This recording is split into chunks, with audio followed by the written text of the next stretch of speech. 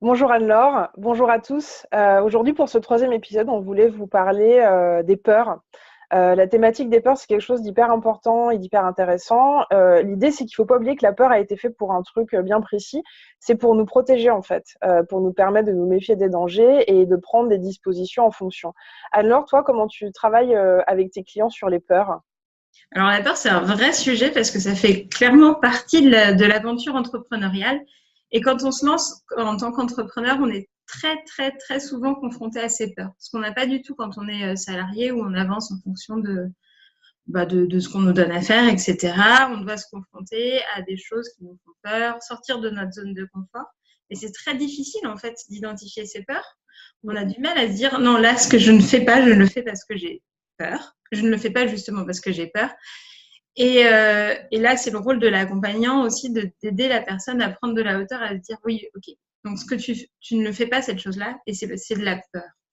Si on est tout seul, ce qu'on peut faire, en fait, c'est repérer ses blocages. Et en général, quand on voit qu'on bloque sur quelque chose, c'est qu'il y a une peur derrière. C'est très rarement un problème de compétences techniques. C'est plutôt de la peur, quoi. On a peur d'y aller, on a peur d'aller à la rencontre de ses clients. Moi, c'est un cas que je rencontre super souvent, des gens qui me disent en création d'entreprise, non, mais là, pour l'instant, j'ai pas encore ma carte de visite, donc je ne vais pas voir mes futurs clients pour connaître leurs besoins. La carte de visite, c'est souvent une excuse. Et on peut y aller, on peut aller voir ses futurs clients et leur dire, bah, je suis en train de monter mon projet et j'ai des questions à vous poser pour pouvoir proposer une offre adaptée à vos besoins. Voilà, Ouais. donc faut pas avoir peur, faut réussir à passer le pas et identifier ses peurs en identifiant plutôt ses blocages. Ouais. Et l'idée aussi, c'est une fois que vous avez identifié vos peurs, c'est de regarder concrètement qu'est-ce que vous risquez. En fait, le problème avec la peur, c'est que si elle vous bloque, c'est parce que c'est flou. C'est flou, c'est vague, on ne comprend pas très bien de quoi il s'agit. Donc l'idée, c'est vraiment de vous dire, OK, concrètement, j'ai peur de quoi? Qu'est-ce qui peut m'arriver? Quel est le risque que je prends en faisant telle ou telle action? Et ça peut vous permettre d'analyser aussi des choses que vous pouvez anticiper. Par exemple, si vous avez peur de ne pas arriver à monter votre projet dans une certaine deadline de temps, vous pouvez vous mettre des repères temporels et vous dire, OK, à partir de tel moment, ben, je cherche une autre activité salariée potentielle pour avoir un plan B au cas où.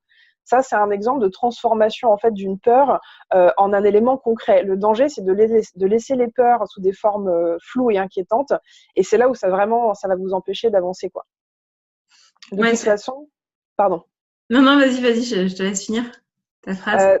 Euh, c'est vraiment l'idée, c'est quitte à faire, vous prenez un papier, vous notez vos peurs, vous faites des flèches et après vous mettez une action qui correspond. Comme ça vous permet de transformer ça en quelque chose de concret. Ouais, c'est très bien cette idée. Ça rejoint aussi l'idée de la méthode Kaizen, en fait. Trouver le premier petit pas qui va nous permettre de nous rapprocher de notre objectif ou de confronter notre peur et d'aller contre notre peur. En fait, c'est vrai que on a toujours peur de l'inconnu, on a peur du changement et quand on est entrepreneur, on est toujours face à de l'inconnu. On ne sait pas exactement comment les choses vont se passer. Et à la limite, bah, c'est pas grave parce qu'elles peuvent se passer bien aussi. Et on a toujours peur que ça se passe mal, mais ça peut aussi se passer très bien.